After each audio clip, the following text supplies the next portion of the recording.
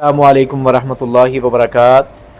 آج ہم آپ کو ایک ایسی دعا سکھلائیں گے جس کے پڑھنے سے انسان کے اوپر رزق کی بندش ہو، رشتوں کی بندش ہو، کسی قسم کی کوئی بندش ہو تو انشاءاللہ اس دعا کو پڑھنے سے ہر طرح کی بندش ٹوٹ جائے گی۔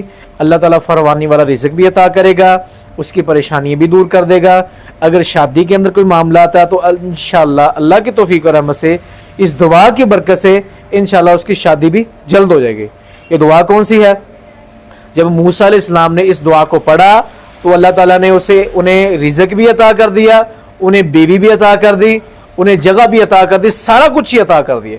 دعا بڑی پیاری ہے، اس کے معنی بھی بڑا پیارا ہے۔ یہ دعا ہے سورۃ القصص، آیت نمبر ہے 24۔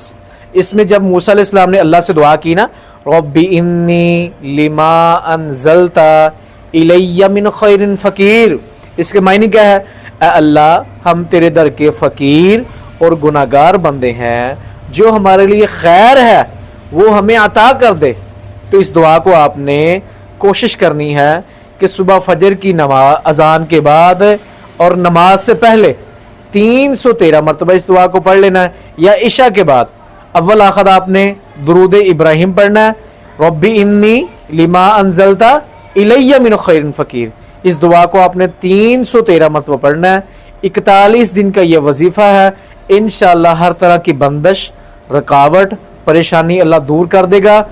اول آخر آپ نے درود ابراہیم کو لازم پڑھنا، انشاءاللہ سے اللہ تعالیٰ سارے معاملات